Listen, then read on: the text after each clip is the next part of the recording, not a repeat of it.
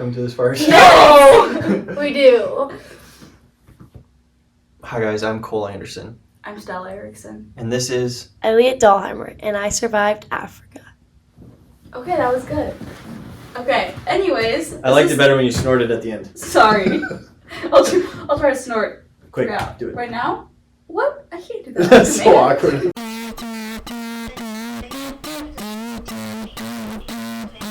I'm sorry. Anyways, welcome Mini Micers. We're here for the Mini Mic podcast, the Youth Mini Mic podcast, here in the ROL Youth Room, where the expectation determines our experience, and we get to, instead of we have to, all the good things. Yes. This is, you know, this place. Yeah. It had this on the wall when you were here not No, so long ago? It didn't. Wait, really? Before I left, this wasn't here. Yeah. Cool. What do you think? I love it a lot. Did you know this is the wall that we're removing when we expand the house? Oh, that's sad. Yeah. So you shouldn't have painted it. Well, it served its purpose for 1 year. Yeah. Yeah. Maybe there's a way that we could just take this wall with us in one piece and put it into a new Yeah, that's a good idea. Save the wall. That's good, Cole. Yeah, that's really good. I could start a chant on Wednesdays. Anyways, I'm crying laughing. This is so fun. We are here today with Elliot Dahlheimer. She survived Africa. She was on a YWAM DTS, had a blast, and now she's back. Mm-hmm. So we want to know all about your experience. I feel like most of the youth students that are going to listen to our podcast probably know who you are for the most part, right? Yeah. But they might not know like your experience with going to YWAM, why you went to YWAM, Mm-hmm. what it was like. So just take us right back to the moment that you felt called to go to YWAM. Okay. So I had never even known what YWAM was, but my mom had mentioned it, and then it was from someone from our church, like a while back, like went to YWAM, and that's how she heard about it. And then she mentioned it, and then I was like, I don't like know about that. That's kind of weird. Like I've never heard about that before. Like I didn't want to be like gone from my family for that long and whatever. And so I didn't really know. And then I kept talking to people and saying that I was maybe thinking about it, but very like, no, I probably won't, but it's like on the table. And then like everyone I talked to, like that I didn't even really know, just like random people, they were like, oh, I did that. Like me and my husband did that, or like just such random things. And then I just kept hearing more and more about it. And I was like, I've never heard about this thing. And now like that's all I'm hearing from people is that they did it, or like they loved it, or they know someone who loved it. And so I really just felt like a pull and like a calling to go there. Like it was really just like on my heart, and like I just kept thinking about it, and I feel like the Lord was just really, really putting it on my heart. So that's originally how that's like when I started feeling called to it, and like signed up and stuff. Was like missions originally like on your heart, like when you were thinking about going to go after school? No, I had never like had missions on my heart at all, actually. Like I really just I was super into worship like my whole life. So I was kind of thinking I would do something with that, or do like a Bible school or something. But even when I went to YWAM, I was like did not think that I was going to be called to missions after. And now I am, but it was a total like change of direction for sure, cuz I was more thinking worship, like maybe I'll get like my realtor's license, like more of that aspect. Yeah. And so I had not even thought about missions. And to be honest, like it's really scared me because of how close I am with my family. And yeah, I just didn't want to like be gone at all really from like my hometown. So yeah. Yeah, really cool. I remember you said this like before, like your testimony from like going to YWAM. So like, what like did YWAM change your perspective on like God and having a relationship with Him, or like Yeah. just missions? Yeah, like how did it change my perspective really? Yeah. Well, before I went to YWAM, I feel like because I grew up in a Christian home, and like with my parents, I feel like honestly my faith was always like my parents' faith. And I like didn't like the only like thing I really knew about the Lord was stuff I learned about like on Sundays and Wednesday nights. And so when I got to so that was like kind of like all growing up. So it was very honestly like confusing for me because I wanted to be like close with the Lord, but I wasn't like taking any like further steps really to like get to know him.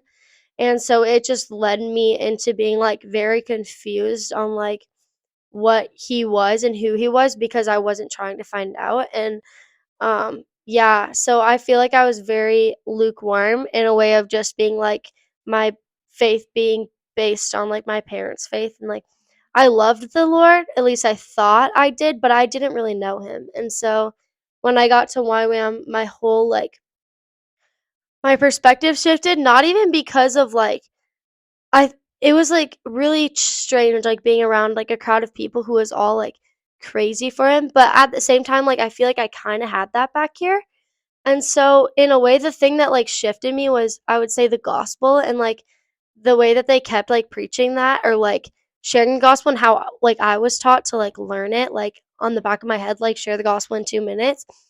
And I think that's just like what I like what really like saved me. And like someone said like who or like if it's Friday right now or if it's Monday right now and Jesus is coming back on Wednesday, what are you going to like change in between? Like are you going to do something to change?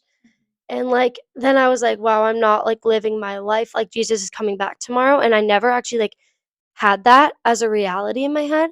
So I think the like perspective that shifted for me is making Jesus like a reality, and like knowing the gospel and like actually knowing who he is. Cuz that shifted into like being able to actually like know him, which made me like love him and understand him even more. So it was like a whole shift once I got there cuz I was learning so much, and actually like yeah, it was just a lot. And yeah, I would say that was like what really hit me and shifted my perspective. It was a lot. It was. Yeah. It was like what I just said You was can't a put it into lot. words. It's just so much. Yeah, I would agree. I can't. I can't Yeah. like Yeah, and like that is like going to YWAM because you went to Kona, which is like the base. yeah, I went Because to they went to Kona, church. Hawaii. Yes. And I feel like your community and who you're surrounded with has such an impact. Because like Yeah. you had church friends here, but I feel like it's just different.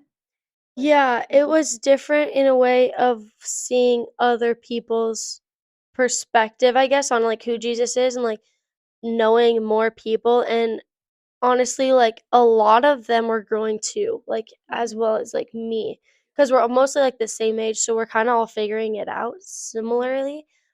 But the people that I like got really close with and that had like even a bigger, I guess, knowledge of the Lord, and like were deeper in their faith is what I think really helped me because I stuck to that. And then we were able to like help each other grow in a way. And then I had friends on the other side that like weren't really like were farther back than me, or like didn't even know Jesus when they came to YWAM, and like they somehow ended up there. So it was kind of a thing of being able to like learn from other people, but like actually know how to like learning how to also help disciple other people while being like poured into. And I think while I was in Kona, it was just like a dump, like an overload of just like being poured into like message after message. And it was just so much to like wrap my mind around, honestly, for sure. It was just it was a lot, like a lot of different things, like different topics every week. So it was like, whoa, this is crazy. Like I've never actually sat and like listened like every day and like tried like I don't know, like learned more and more of the Lord. And I feel like I was so hungry and like I had a heart just to like learn.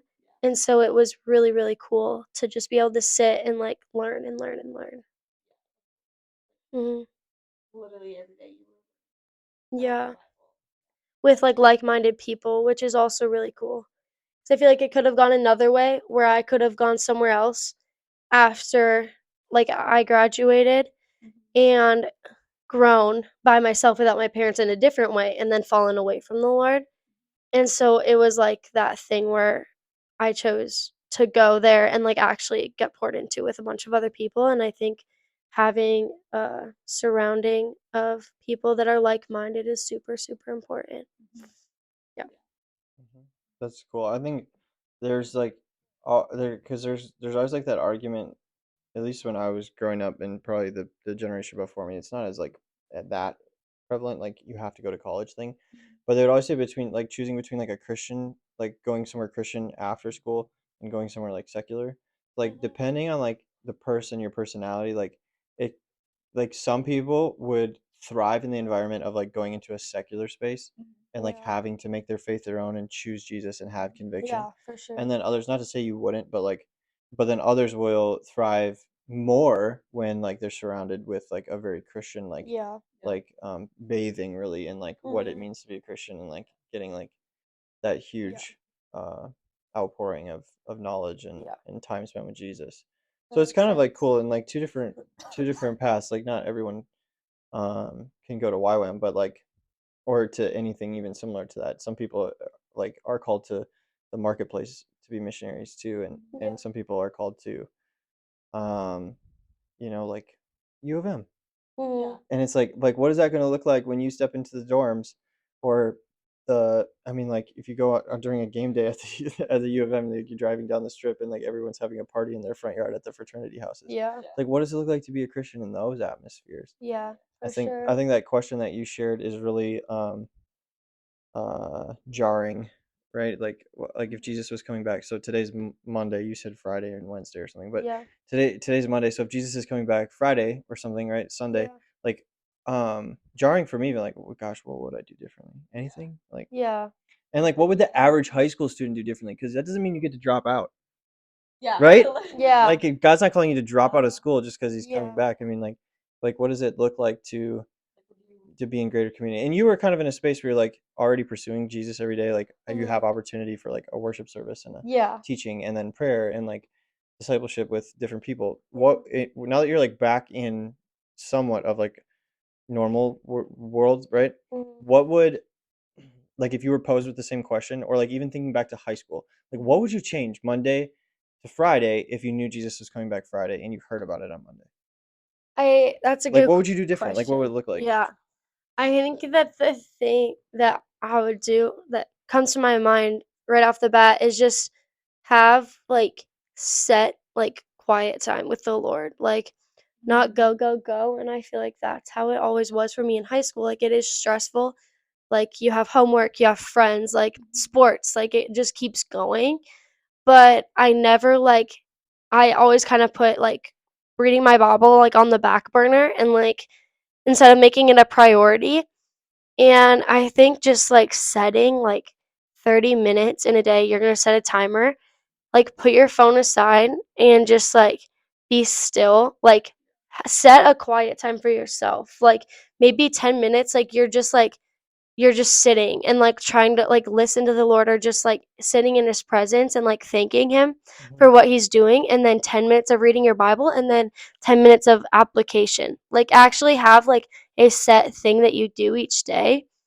And I don't know, like I feel like even if you don't want to do it in the morning, you can do it at night, like whatever works for you, but actually be like I'm going to do this and be like, "Hey, I can't hang out with you until in an hour because I still have to do my quiet time," and actually making that a priority That's cool. to like fill your day with the Lord, like start it or end it or whatever. Yeah.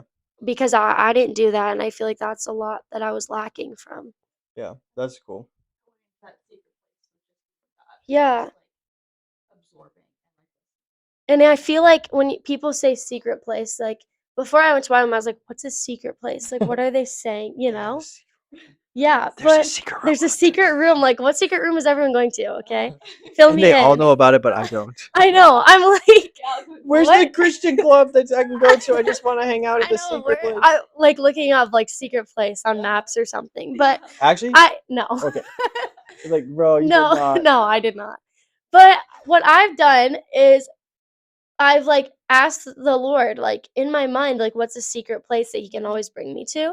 And I have this picture that's like a tree with a swing, and I'm on a swing, and the Lord is there, and that's like what I always think about.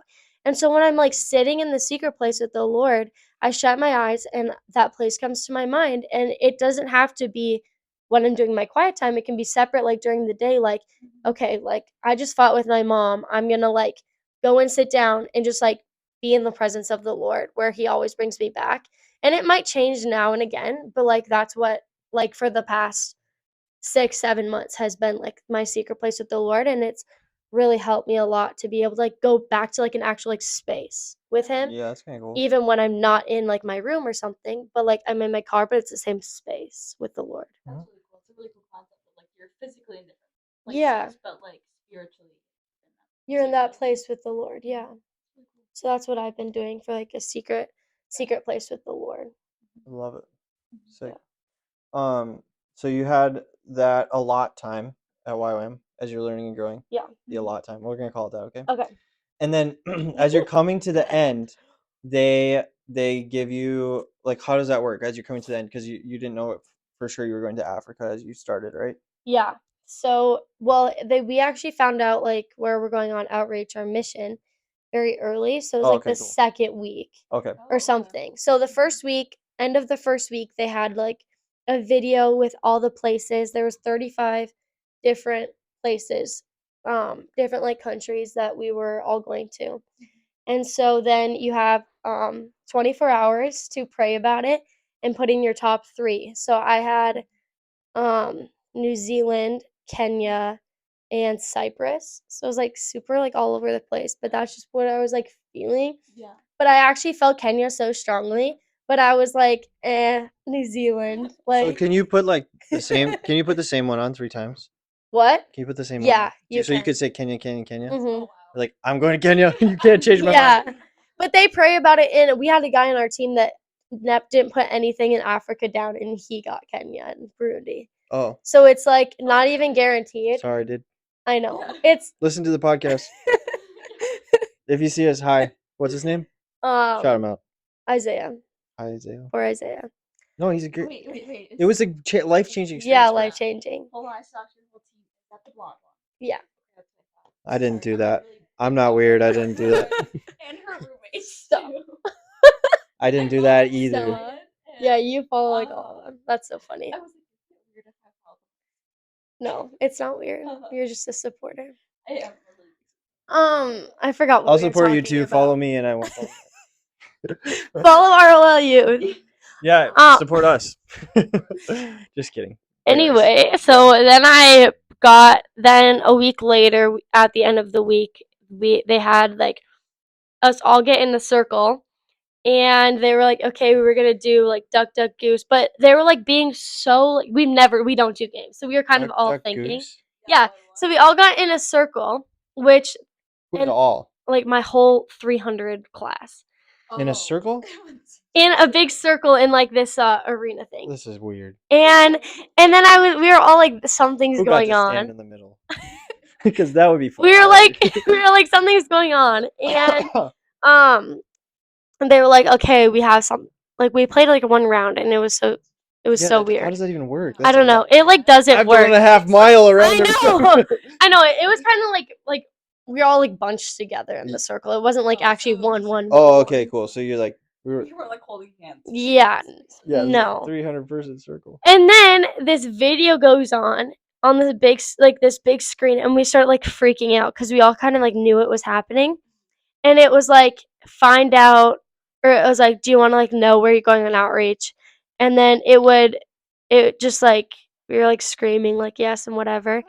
We were like it was so cool, and then it would like say the 2 staff name of a team, and then they would run in the middle of the circle, and then it would switch to the team, and then they would run in the middle with the staff, and then it would switch to where they were going, and then they would all run out of the circle, and then it would say the staff name again, run in the middle team, and like repeat.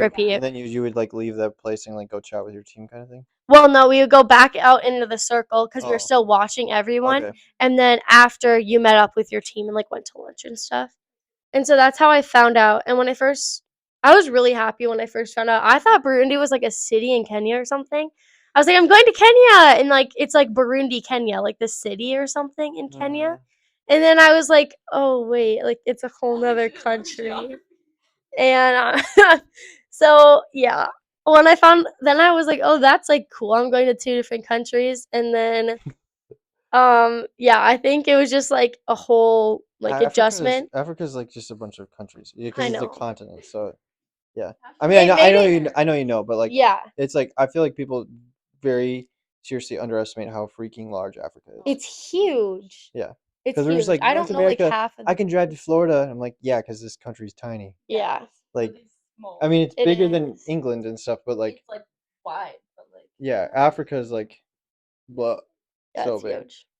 But that's when like everything got real for me because I was like, dang, I'm actually going to a different country. Like, yeah, I couldn't imagine being in that big circle and just like feeling the excitement and just I was so nervous. I was like one Yeah. of the last ones, so I was like, where am I? They forgot about Did I my miss name. my name or something? That would totally happen. I bet it's happened where like they just forgot to type something. Yeah, I know that would be so bad. Could you imagine being that one person?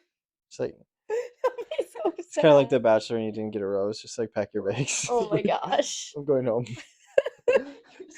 I would just like book my flight and be like, I Yeah. didn't get chosen. Adios. Oh, that would be so sad. That would be. So you found your spot, bonded with your team. Yeah, Let's say week before you leave base to go to where'd you go first? Burundi. Okay, so a week before you leave to go to Burundi, what's like culture like? What's life like? That would Like a week in Hawaii before I left yeah. for Like Burundi. what were you doing? Because I bet you were freaking out. Yeah, I was. It was yeah, it was like a weird feeling because I had made such close friendships in Hawaii and with my roommates and stuff. And so to think that we were like, my best friend was going to Peru to like stay in the Amazon and stuff. And Rwanda. I'm not gonna lie, I would love that. I think that would be so like I saw that and I was like Like giant snakes and big huge mosquitoes and and spiders, I would not. Aren't you the one that like freaked at the spider? it was a tarantula, so yeah. That's where they I come could from. not do the Amazon. I don't think I No. could. I mean, I guess I mean you could, but like not first choice. Yeah. Everyone can. Yeah. Everyone has capability. But anyway, Anyways, it was yeah, just so weird because we were like all going to different places and I was packing and no one ever prepares you for packing for 3 months and you only can bring like 2 backpacks. And I was like It's I like the- had to throw like the away so Amazing much Grace. stuff. My favorite blanket I had to throw away and not bring. And I will never have that back. You probably could have mailed it.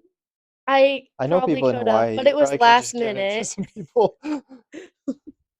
Anyway, I had to pack and I had a trekking bag that was like pretty small actually, a backpack and then like this other like purse bag thing. That's what I brought. And we had to get all this stuff for like camping. And I think the biggest thing was just packing. Like that whole week was literally just packing. And it was also super surreal because we didn't have our debrief in Hawaii.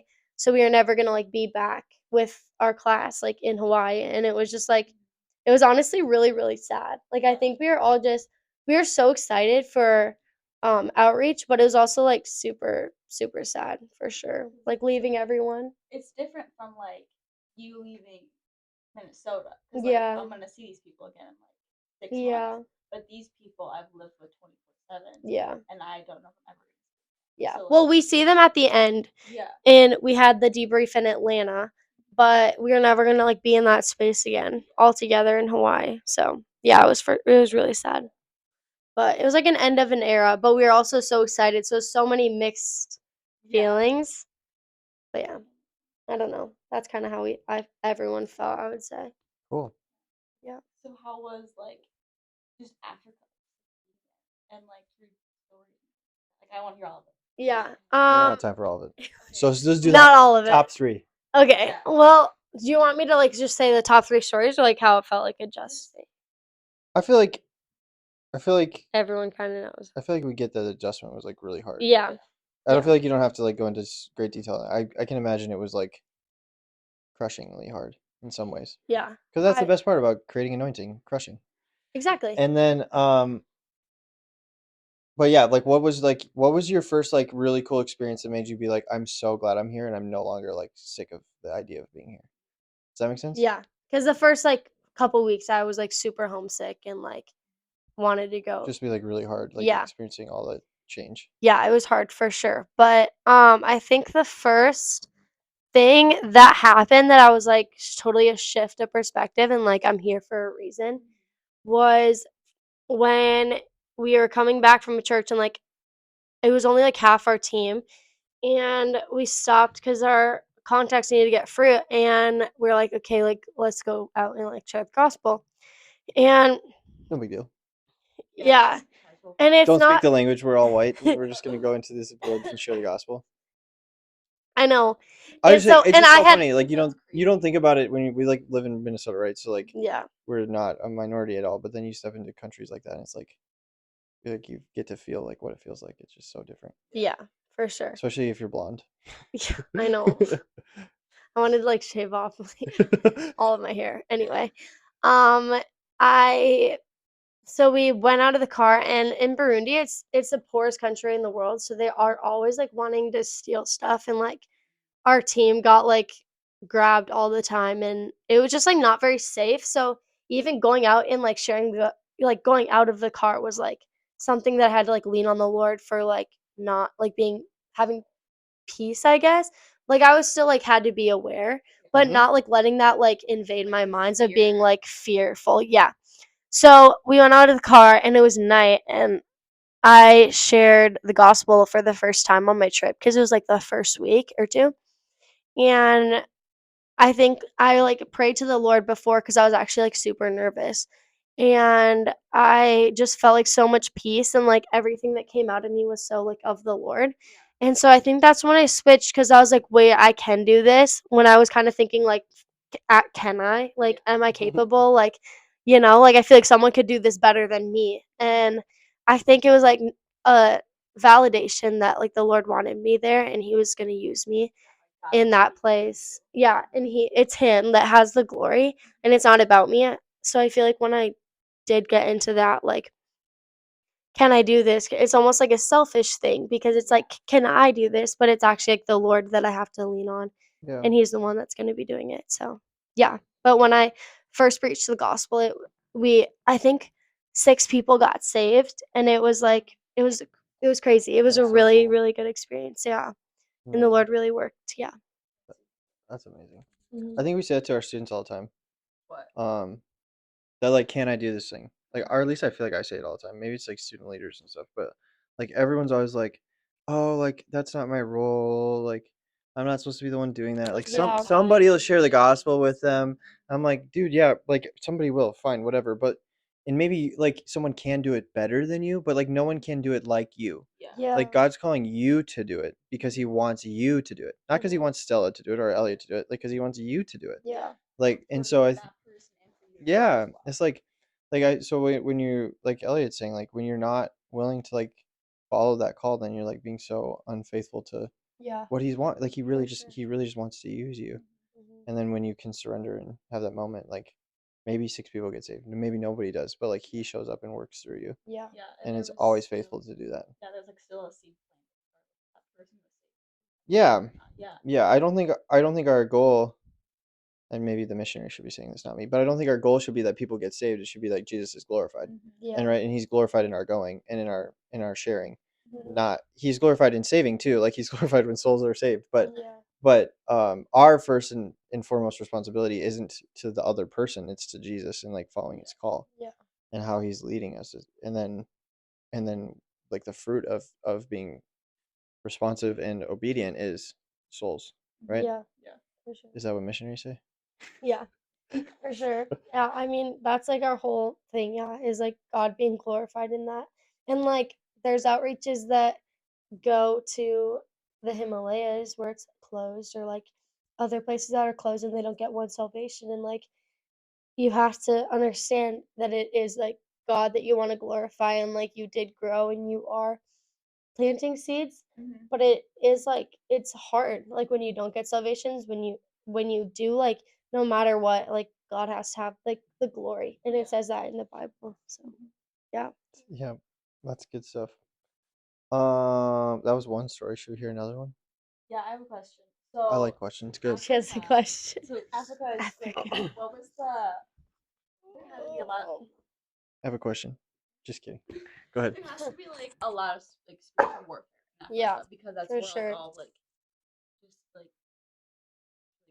like voodoo, is that word? Like lots of witchcraft. Yeah, witchcraft. It's just Yeah. a very spiritual people. Very Yeah. spiritual, yeah. Yeah. So what was it like? Could you like feel like there was spiritual warfare going on there? Yeah. I feel like well, especially when we were staying in the mountains for 2 weeks, it was like a place like when they didn't have anything, like we slept in tents, like there was no like bathrooms there, like anything. And so it was a very like they lean on like witchcraft, and like all of them, most of them have like scars on their necks from like being cut and like putting like medicine or like whatever into their chest to like try and like make them feel better, I guess. And like different spirits like will enter, like that's what they believe in, like that's what they want. But I think that, yeah, I think that was very hard. A lot of different places, like our team did feel very heavy, but it also felt like we are also able to like release heaviness off of other people Yeah.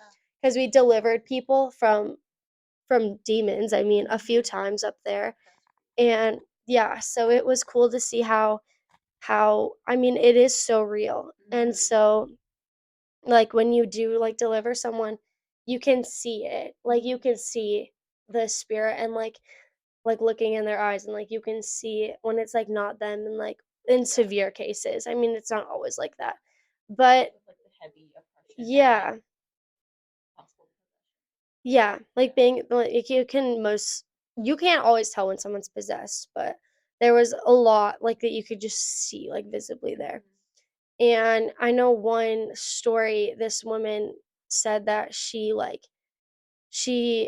went to the witch doctor, and like that's just kind of like all their background. Like they've all just like went to the witch doctor. And she had these like these like nightmares at night, and these things telling her to kill her daughter. And it is like, and she like didn't know what to do, like whatever, like it was very hard for her because she like it was like a pull to do that.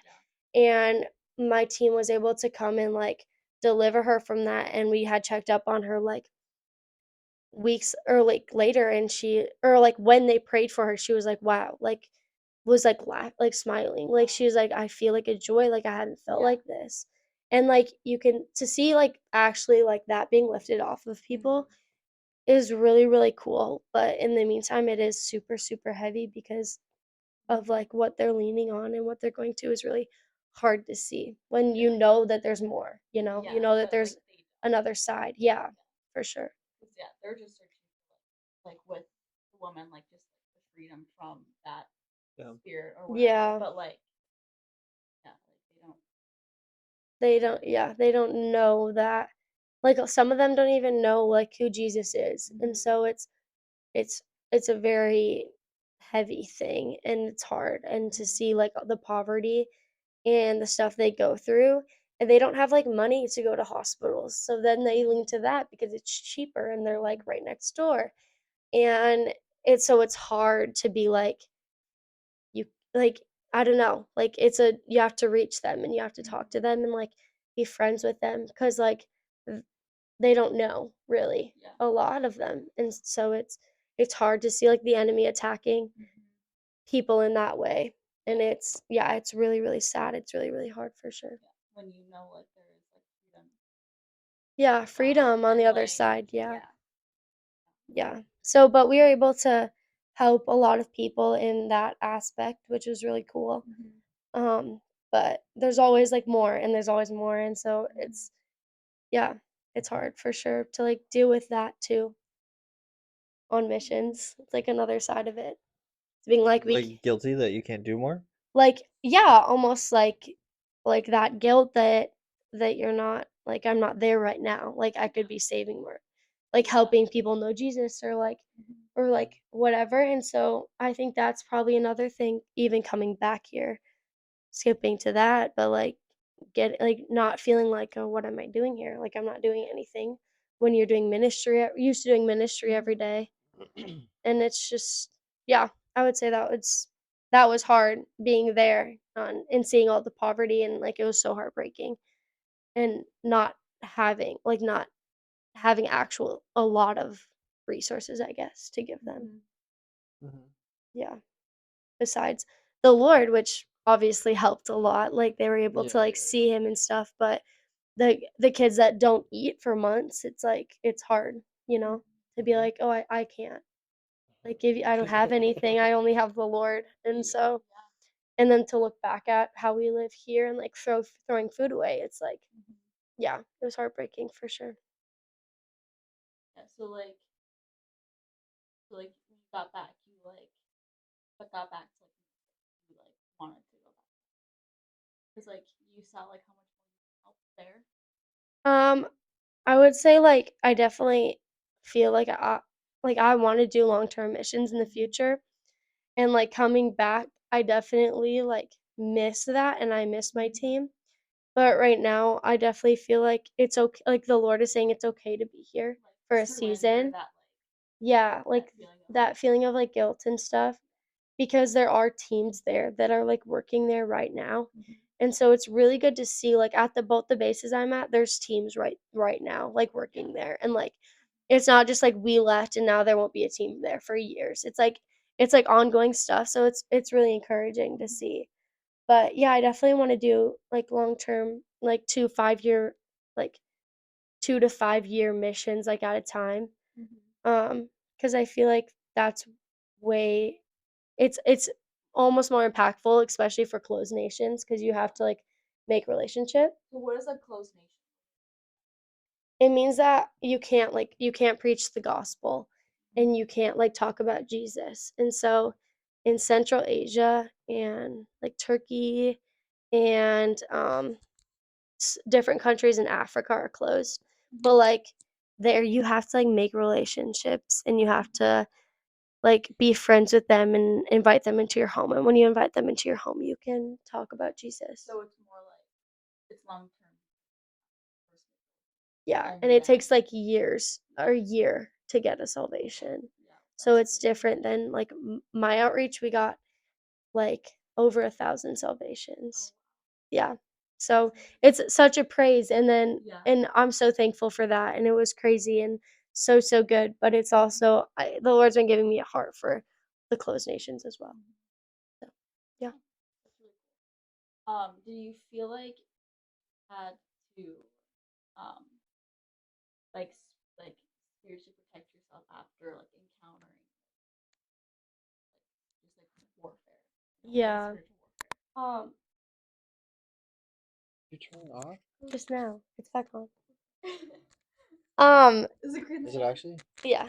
Okay, good. Um, yeah, so I feel like what my team did every day, we would have intercession, so like prayer and worship, and we would do that every day and for like an hour.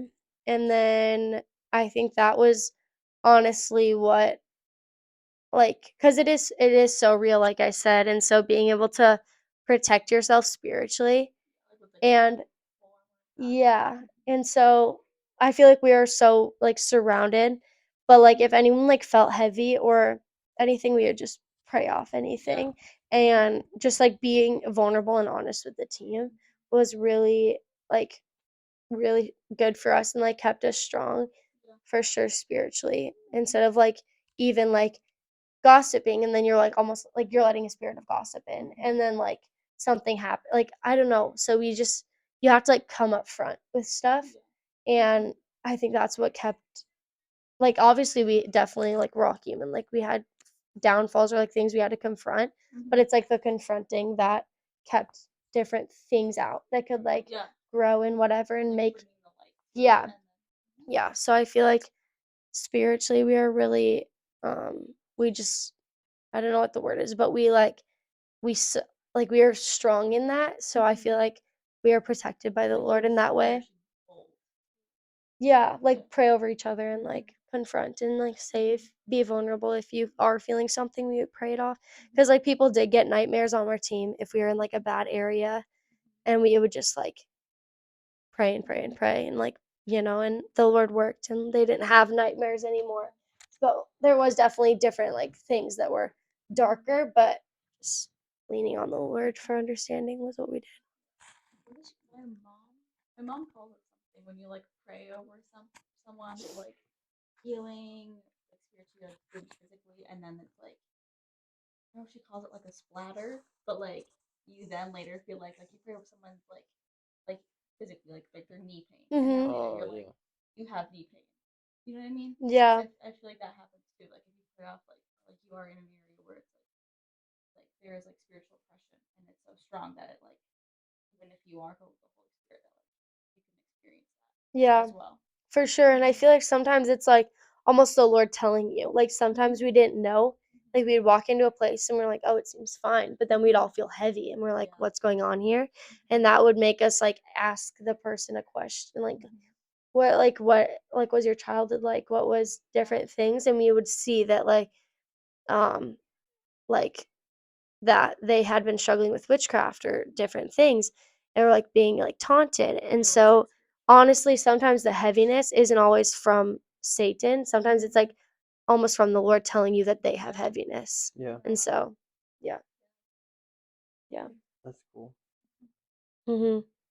So, we definitely had to um be like prayer warriors for sure and vulnerable because when you're with a team of 12, it's not always easy to like be like in a good mood with every single person. Like Yeah. sometimes you have to like confront and like be like, hey, like sorry, I've been like struggling with this, or like be vulnerable with team. Sorry, I like was in a bad mood last night. Like Yeah. I was tired and whatever. Yeah, and we were all so different, and so it was definitely a balance of being like, okay, like being able to like love on everyone and not get like annoyed easily because I feel like I'm just not used to that, like being surrounded. But being in Kona was able to kind of prepare. Yeah.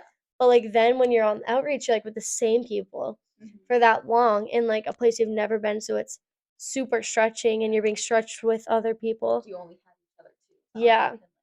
And people have like good days and sometimes like a day that they're in like a bad mood, but like we all like give so much grace because we just understand, and by the first month, like we kind of like all knew each other. Like when they're in a bad mood, like maybe go up to them and be like, "Hey, like how are you doing?" Or like give them space. Like Yeah. people like need like different things when they're like going through something. Yeah. So it was just I think learning and like giving grace the first few weeks was for sure what I needed to do. And people needed to give grace for me because sometimes I was in a bad mood or hungry and complaining and so it was just an adjustment for sure. Yeah. But yeah. That's any mission trip. No, yeah. Vacation. Outside of normal, people just complain Literally. about the littlest things. Yeah. But yeah, it would be exasperated at 3 months or something. Yeah. So, what time is it? 157. Holy smokes, we've been going. I know. I was like, this is getting long, but it's good. It's good. Yeah, we took like to be fair, we took like 10 minutes to do that intro. Yeah. That, No, it was Why did natural. it take 10 minutes, Stella? I don't know. Oh. When we go into Oh my summer, God. I feel like we should totally we could totally do longer podcasts. Oh yeah. Like 2 hours. Oh gosh. I would love to sit around and talk with friends for 2 hours. That's You so think fun. someone would listen to 2 hours? I listen to 2 hour podcasts, yeah. Actually? 2, 3, yeah. That's I never listen to crazy. them on normal speed though. You gotta do like 1.5 or something. Oh. And you cut the time when down. I'm like driving. So like I still cut them down by 1.5. You don't? You listen to them at the normal speed? yeah. So I can like You said I it's feel a. like I can actually absorb it. If Your I mind's listen able to to comprehend information faster than it can read it, though. Oh. That's why you can listen to it. I like outwardly think when I listen to something. No need to try it. You haven't tried it, so. Okay. Well, I'm not gonna try it, but Try it. Oh. Whoa. Hopefully this doesn't like wasn't off the whole time. No, But when I it was pressed the fine. button, it had turned off, so it's definitely on. I want Starbucks. Mine's off too. Oh, what the heck? Are you joking? Oh my gosh. Wait. Guys, that reminds me of earlier today. Wait. When do we think it turned off? I don't know. Mine just turned up. I've been looking at it the whole time, but I haven't really been using it, so I wonder if it Wow. just kind of went dead. Weird. But it doesn't. It say was low that battery. spiritual warfare, Mine's man. saying low battery. Mine's gone. Is yours gone? I don't know. Low battery. That's spiritual warfare, man. We were talking about It's that. not turning on when you press it. I don't know. Is that one still on still? This one is the one that Elliot sure chose. it This one died. Okay. We should sign off. That one died. Okay. Okay, guys. When I was listening to a podcast earlier today, actually, Yeah. it was talking. We were talking about. I was talking. Hi guys. Listening to my podcast earlier today, and they were talking about. We are, but I Okay. was just like, they all are mixed enough. It reminded me earlier today. We were talking about how like the enemy will use like what you watch and like what you listen to like influence you. And all of a sudden my podcast, like it just stopped talking and then some random financial podcast turned on. And I was like, excuse me? What? What's happening? It was really weird. But that just reminded me of earlier today. Was that supposed to be funny? No, it wasn't. I was like, wow. In the I middle of bet you I talking was about how supposed to respond no, to like yes, in right. the middle of talking about how like the enemy will use what you listen to and what you hear, and they turned off Oh. my Christian podcast and some random other. You're saying Podcast that the came enemy up. turned off your podcast. That's what I'm saying right now, guys. Dude is invasive of privacy. Yes, he That's is. so I'm big crazy. so for real. Oh yeah, and they were saying like how like the enemy is not God's equal, and like things like that. And I was Definitely not. That's like, Yeah. so for real right now, guys. I was like, okay. You're like, no. Yeah. What? Anyways. Did you turn the podcast back on? That's Well, the question. no, I listened to the financial one. No, I'm kidding. our audio will be okay. Yeah. I'll fix it. I just fixed one for Wednesday's sermon. Ask mine about it. Oh. Anyways, Okay, signing off. signing up. This has been episode 1 of interviewing Elliot in her endeavors, and missions. We'll have her back on the podcast sometime. Yeah.